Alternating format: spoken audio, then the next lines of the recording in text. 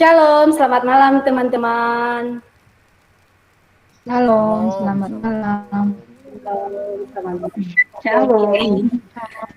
Apa kabar semua? Luar biasa. Baik. Oke, terima kasih. Puji Tuhan, kabar kita semuanya luar biasa. Saya percaya dan pasti teman-teman percaya itu semua karena kasih Tuhan, karena penyertaan Tuhan di dalam setiap kehidupan kita. Mari teman-teman, sebelum kita memulai ibadah kita, saya beri waktu dan kesempatan. Mari kita bersyukur secara pribadi kepada Tuhan. Mari kita berterima kasih atas penyertaan Tuhan di sepanjang hari ini. Terlebih-lebih kita boleh bertemu lewat Google Meet pada malam hari ini, itu semua karena pertolongan Tuhan. Mari kita mengucap syukur kepada Tuhan. Haleluya Tuhan Yesus, haleluya. Terima kasih Tuhan. Terima kasih atas kasih penyertaan-Mu. Terima kasih atas berkat-berkat-Mu yang Engkau berikan kepada kami. Kami sangat bersyukur Tuhan. Kami sangat berterima kasih. Kami sangat bersuka cita. Kami percaya itu semua karena anugerah Tuhan. Mari kita menyanyikan pujian ini sebagai ucapan syukur kita kepada Tuhan. Mari kita persiapkan hati kita. Mari kita menaikkan pujian ini dengan penuh kesungguhan. Mari kita katakan satu-satunya yang kuandalkan.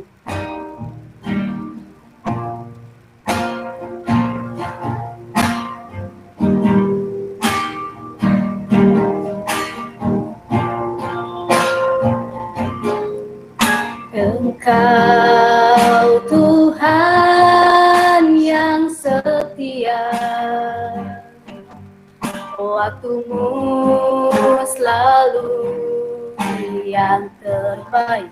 Engkau Tuhan, Engkau Tuhan sandaranku, dan ku hanya akan berharap padamu. Mari kita menyanyikan pujian ini dari awal. Mari kita katakan, Engkau Tuhan yang setia. Engkau Tuhan yang setia, waktumu selalu yang terbaik. Engkau Tuhan sandaranku, dan ku hanya akan berharap padamu. Satu-satunya yang ku andalkan, satu-satunya yang ku percaya. Engkau sumber kekuatan, sumber pengharapan, sumber kedamaian.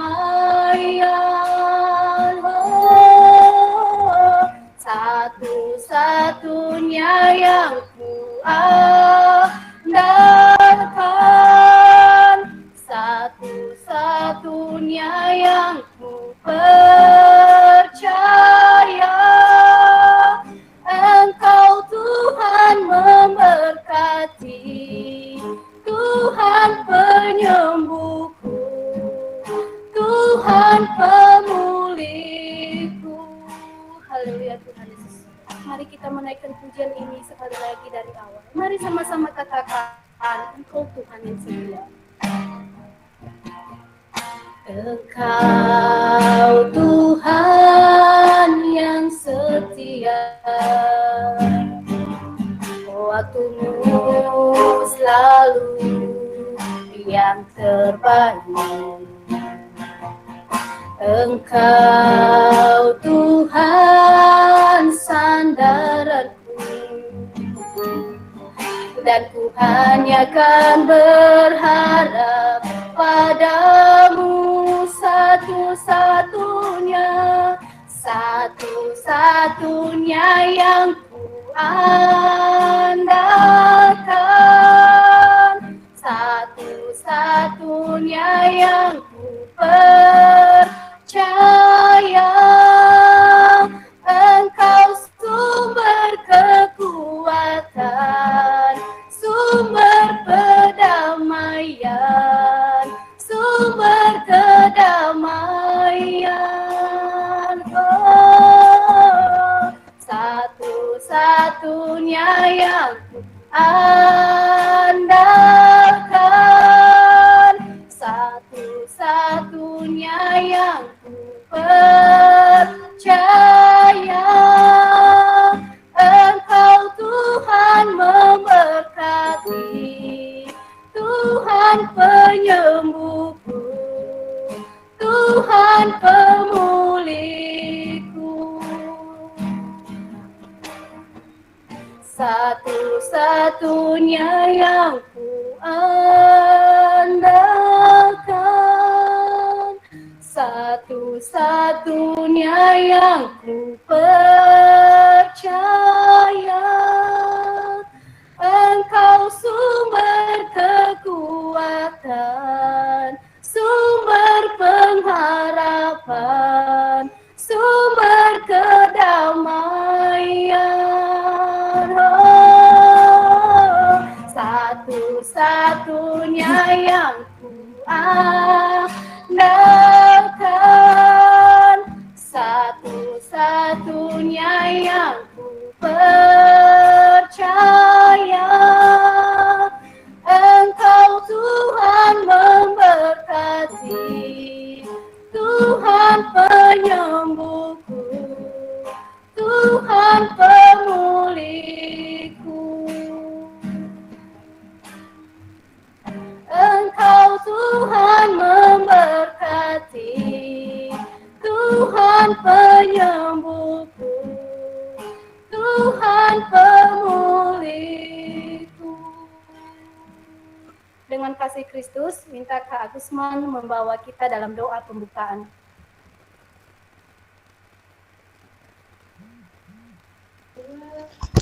Mari kita berdoa. Bapa kami bertata di dalam kerajaan surga, kembali kami bersyukur berterima kasih Tuhan buat hari ini Engkau telah menyertai menolong kami hingga sampai pada malam hari ini Tuhan. Saat ini kami anak telah berkumpul bersama melalui Google Meet Tuhan untuk melaksanakan ibadah persekutuan Komsel NG pada malam hari ini ya Tuhan. Kiranya pertolongan Tuhan yang selalu menyertai kami anak-anak-Mu Tuhan yang telah berkumpul, dan terlebih juga para hamba-Mu yang telah melayani kami pada malam hari ini ya Tuhan, baik WL, doa syafaat maupun hamba-Mu yang menyampaikan kebenaran firman-Mu Tuhan. Kiranya Roh Kudus Tuhan yang selalu ada bersama-sama hamba-Mu Tuhan, agar pada malam hari ini Tuhan boleh kami boleh laksanakan dengan baik. Terpujilah nama-Mu Tuhan. Kami minta Roh Kudus Tuhan untuk menyertai kami, terlebih teman-teman kami yang masih belum join ya Tuhan. Kiranya itu ya salam menolong menjauh mereka Tuhan, dan menjauh dari segala halangan gangguan jaringan, terlebih setiap media yang telah kami pakai baik Google Meet maupun HP, dan terlebih laptop ya Tuhan. Kiranya itu yang selalu ada berada di dalam tangan kuasa-Mu Tuhan untuk boleh jalankan dengan baik. Terima kasih Bapa, terima kasih Yesus. Tutup bungkus kami di dalam kuasa Roh Kudus-Mu Tuhan, yang di dalam Tuhan Yesus kami haleluya. Amin. Amin. Terima kasih Kak Gusman. Haleluya, puji Tuhan. Masih semangat memuji Tuhan? Amin, saudara-saudari. Amin, haleluya. Kalau kita semangat memuji Tuhan, mari kita menyanyikan pujian ini dengan penuh sukacita, dengan penuh semangat. Mari kita katakan, terima sukacita surga.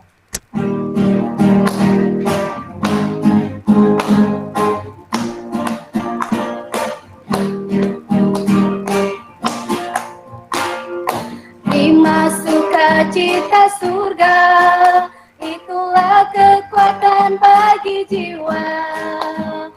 Dapat rasakan kasih-Nya di tengah badai yang bergelora. Terima sukacita surga, itulah kekuatan bagi jiwa. Dapat saksikan kuasa-Nya, taklukkan badai yang bergelora. Haleluya.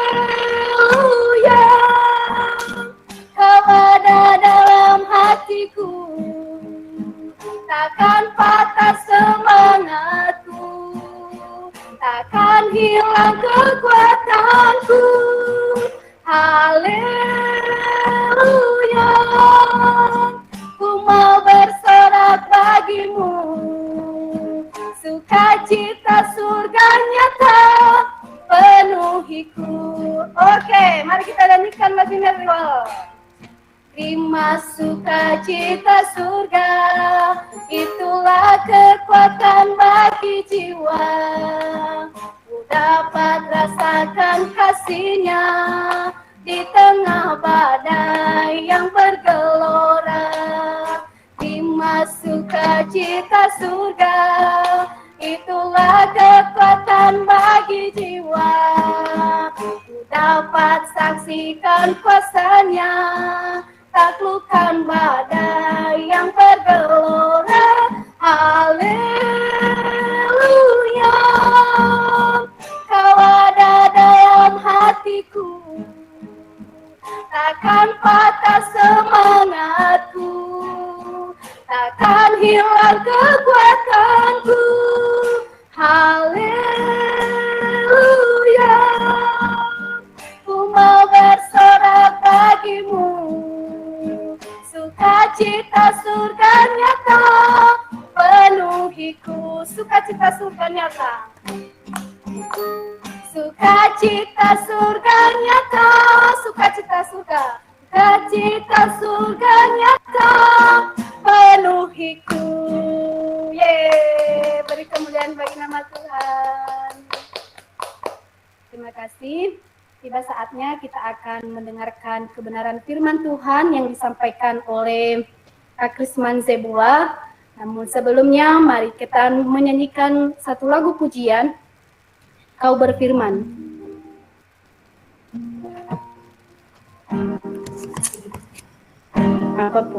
Apapun yang terjadi di dalam hidupku, tak pernah kurasakan kasih-Mu Tuhan.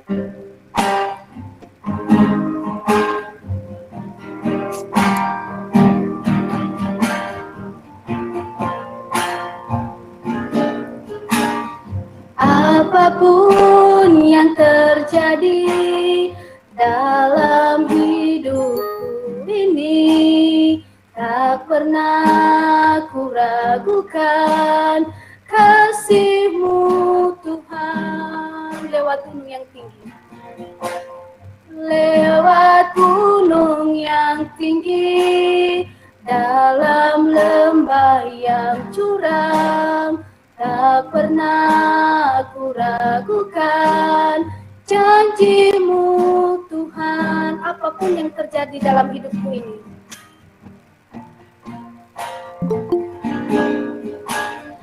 apapun yang terjadi dalam hidupku ini, tak pernah kuragukan kasih-Mu Tuhan. Lewat gunung yang tinggi, lewat gunung yang tinggi, dalam lembah yang curam, tak pernah kuragukan kasih-Mu Tuhan. Kau berfirman, Kau berfirman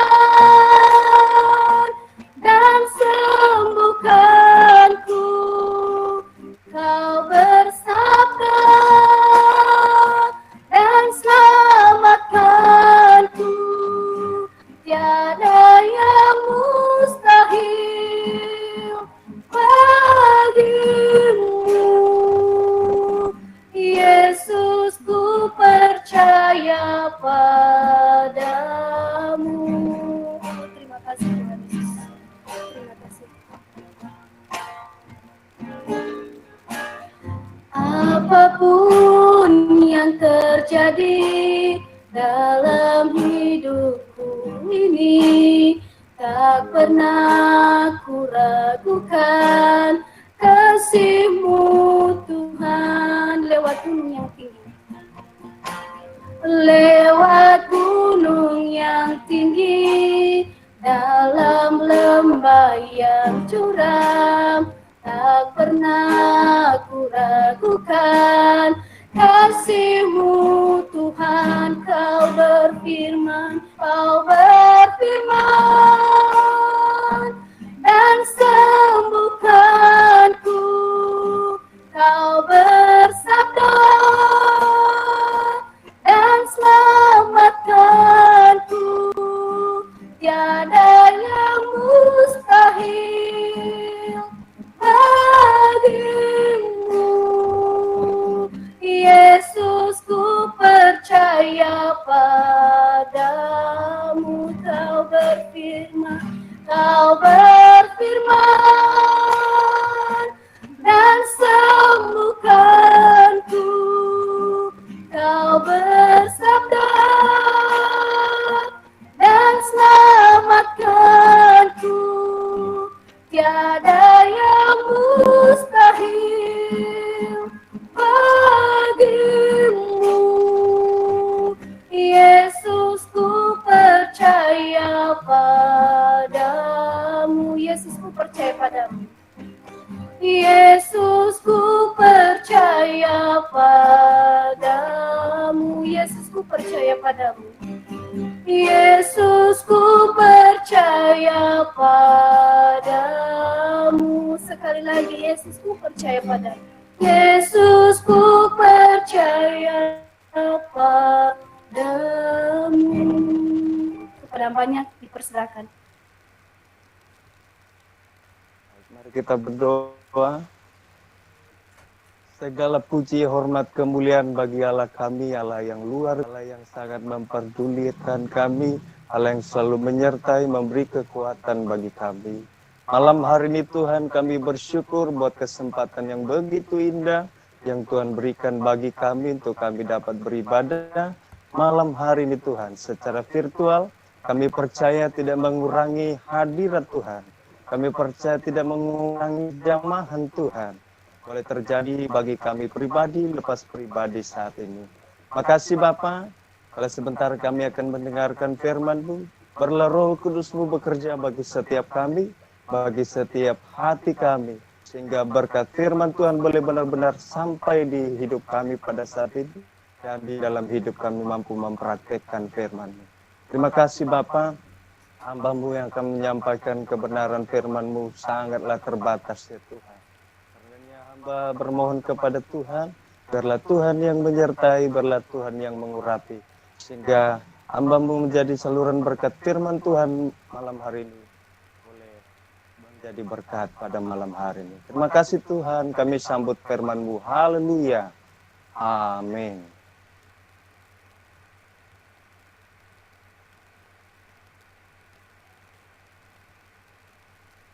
Shalom teman-teman semuanya. Shalom. Shalom.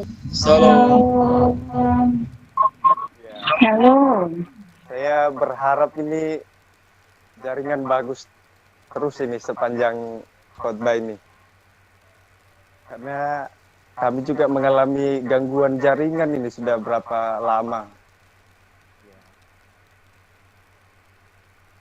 Pertama-tama saya pasti ucap terima kasih ya buat pengurus. Kak Paa, ada Kak Indah, ada Kak Lesta mungkin, atau Kak Arianus juga. Tuhan berkati sudah mempercayakan saya melayani malam hari ini. Terima kasih juga buat teman-teman. Baik, kita akan masuk ke dalam firman Tuhan. Sesuai yang sudah saya sampaikan, temanya itu adalah menyentuh hati Tuhan.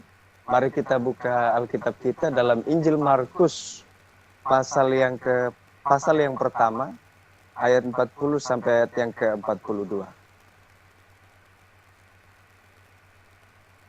Injil Markus pasal pertama ayat 40 sampai ayat yang ke-42.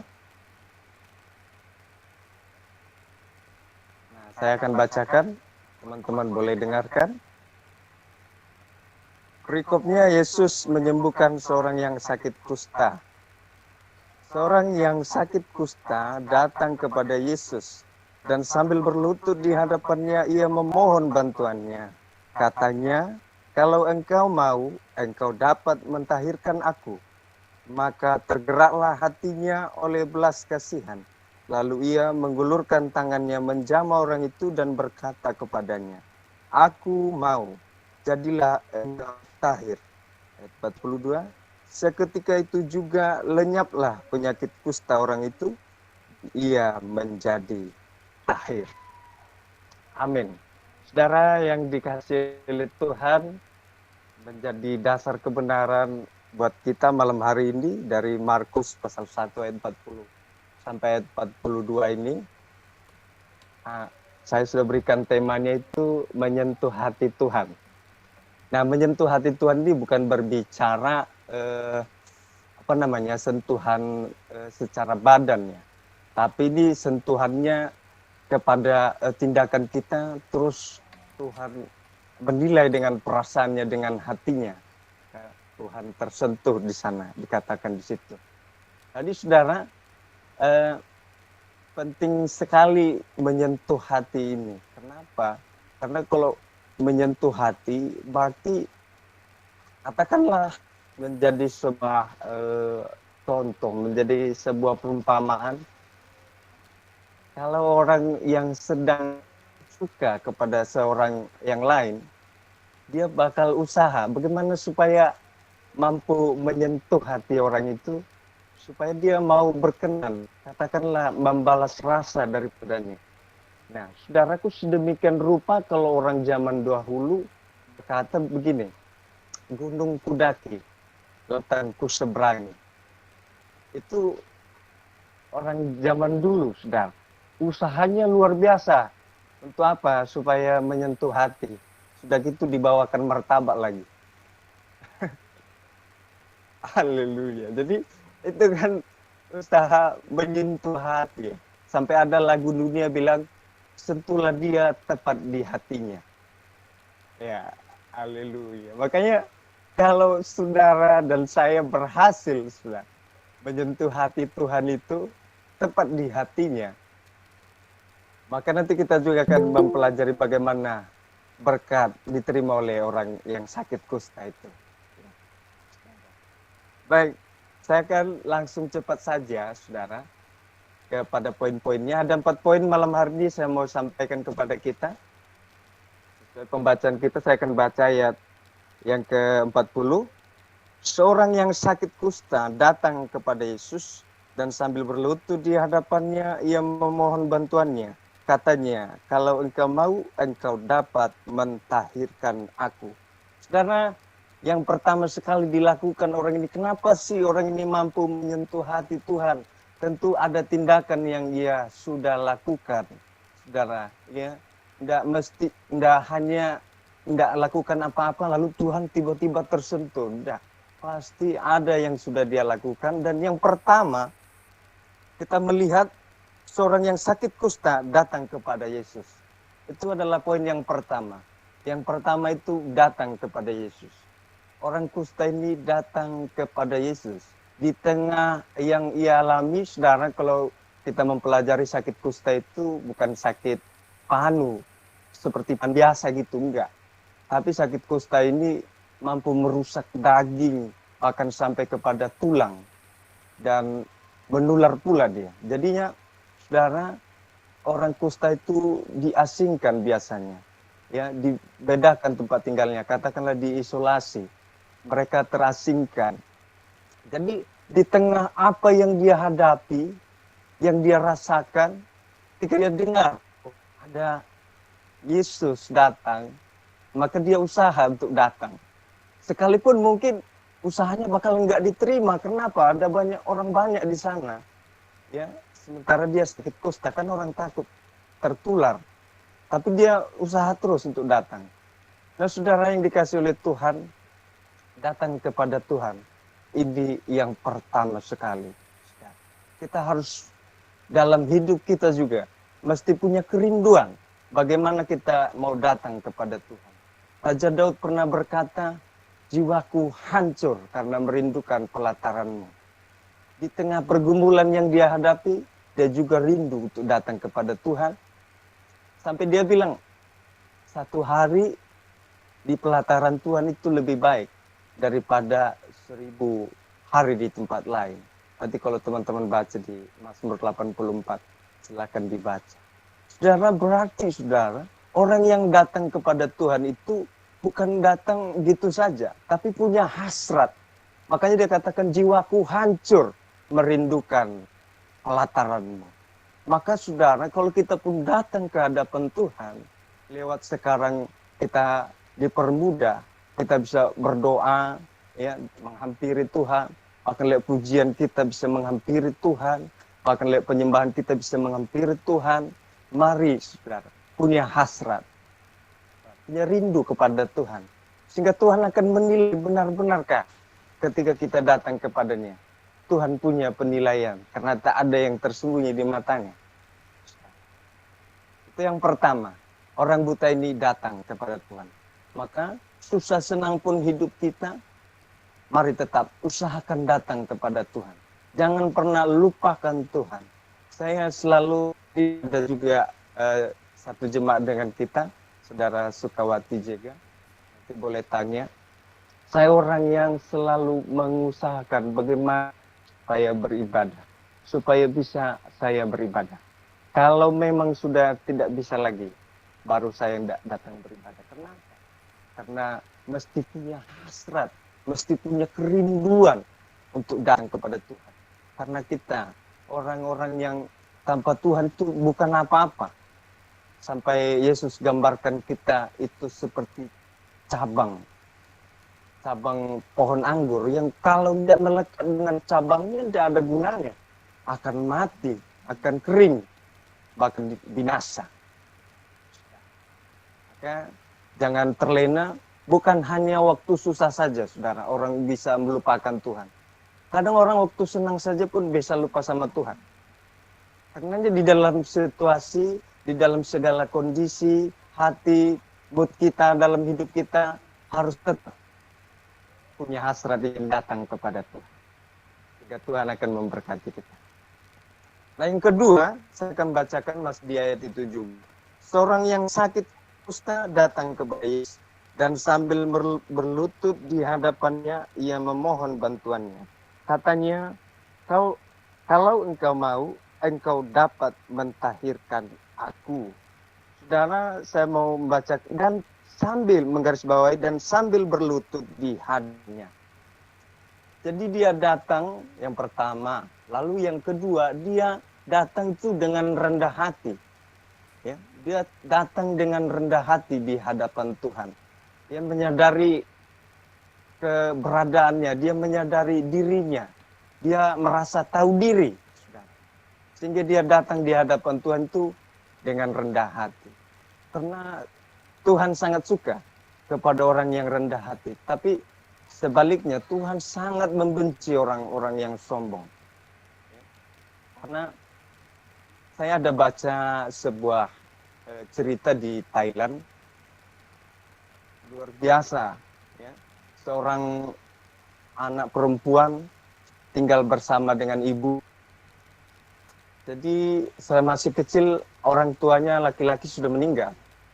Jadi dia hidup dengan ibunya, lalu karena keterbatasan sosial, keterbatasan ekonomi, maka putuslah sekolahnya di SMA. Ya. Punya kerinduan, pengen lanjut tapi tidak bisa. Lalu pekerjaan mereka itu pemulung. Saudara pasti tahu pemulung, mereka mengumpul-ngumpulkan barang-barang bekas itu. Jadi seorang ibu sayang sama anaknya. Dia memperhatikan anaknya. Dia ingin menyekolahkan anaknya. Dia ingin menguliahkan anaknya. Tapi sayang memang ekonomi tidak bisa. Akhirnya orang tuanya usaha. Ketika ada uang lebih, dia sisihkan. Uang sisihkan. Lalu satu waktu ada perlombaan. Semacam kalau di Indonesia itu putri itu haleluya, putri Indonesia, ya katakanlah itu. Kalau di sana itu Thailand ya, putri Thailand lah katakan seperti itu. Nah, wajah anaknya ini cantik sekali, ya.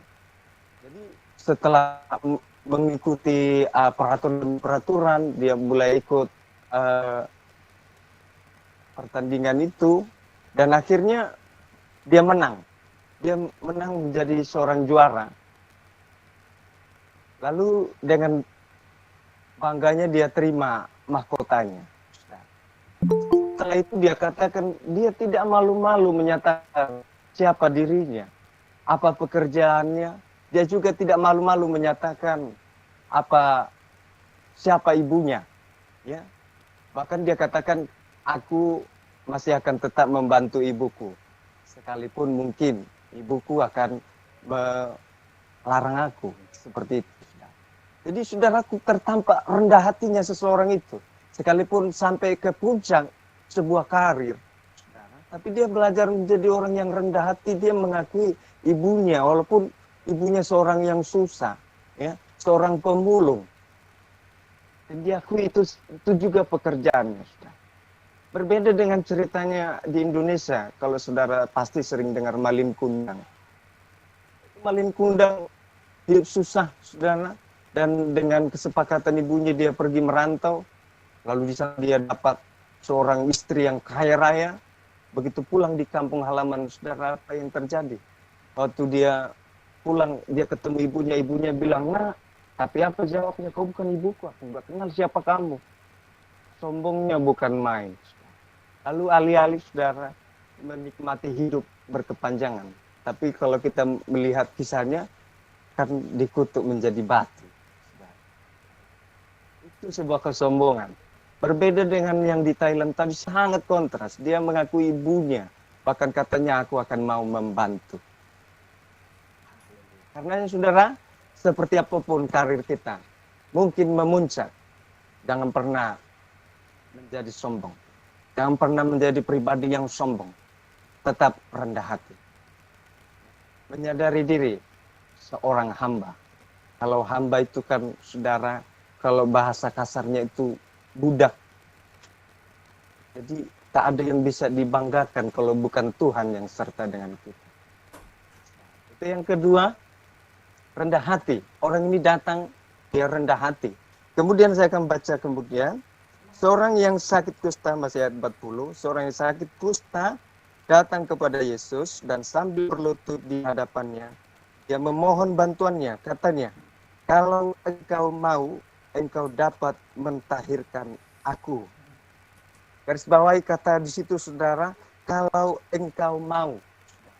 Katanya kalau engkau mau. Tuhan kalau engkau mau. Berarti dia datang, dia tidak memaksa Tuhan. Dia memohon kepada Tuhan, tapi dia tidak memaksa. Lihat kalimatnya kalau kita mempelajari. Kalau engkau mau. Haleluya.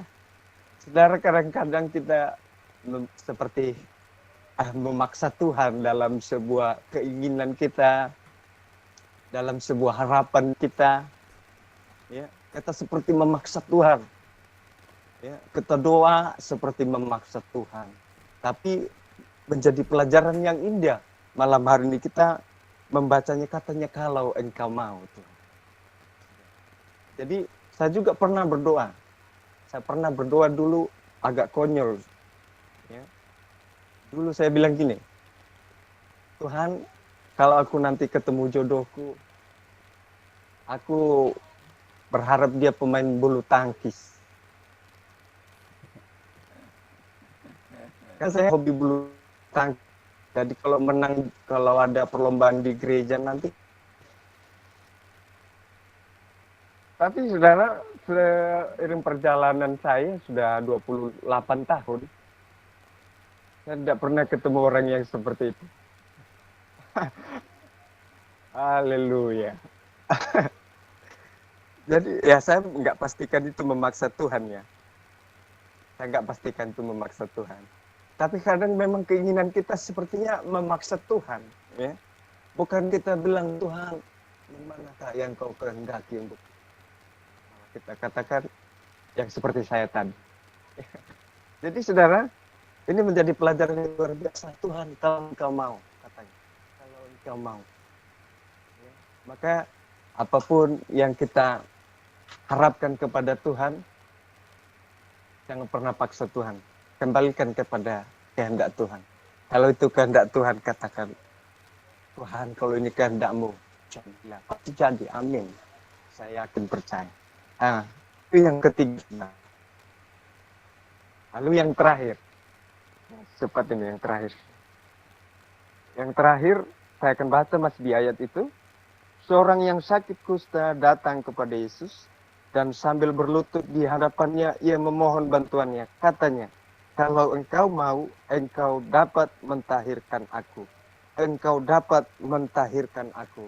Itu kalimat poin yang keempat.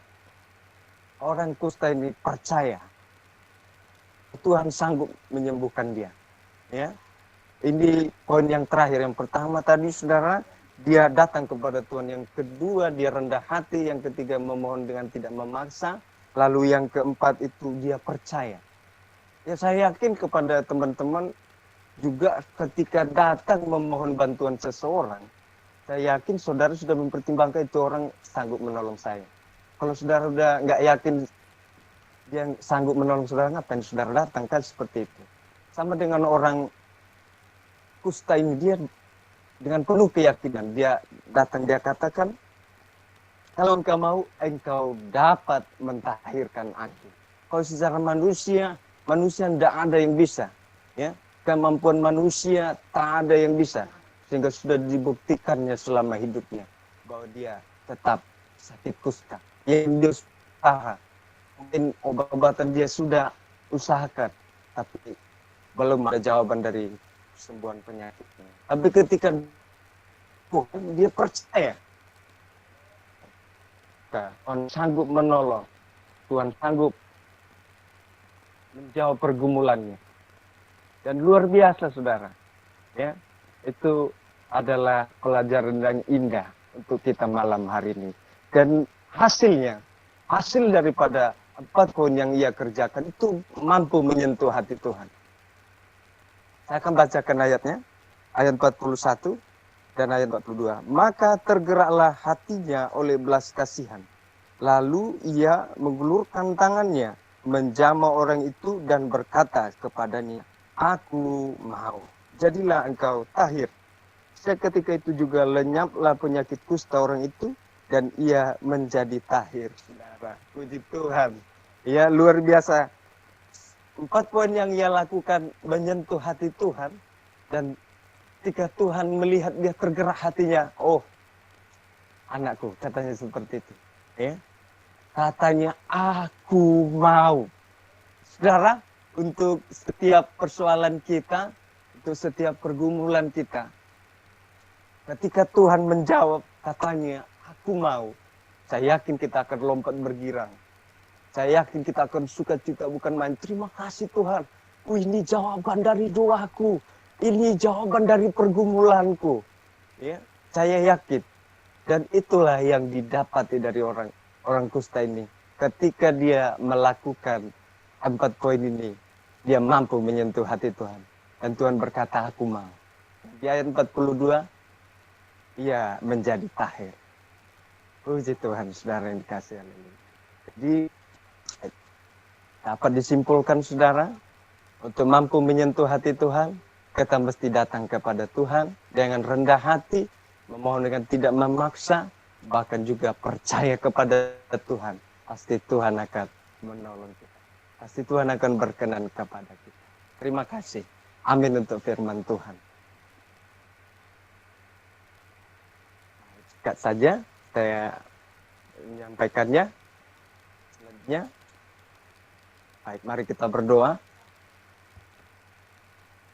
Segala puji, hormat, kemuliaan bagi Allah kami. Kami bersyukur buat kesempatan malam ini. Kami sudah mendengarkan firman-Mu. Berlah Engkau memberkati dalam kehidupan kami. Pelajaran kami hari ini lewat firman-Mu, ada orang kusta yang melakukan 4 poin yang luar biasa sehingga mampu menyentuh hati Tuhan. Karenanya biarlah Tuhan dalam segala keadaan kami biar tetap mampu datang di hadapan Tuhan dengan kerinduan dan rendah hati di hadapan Tuhan.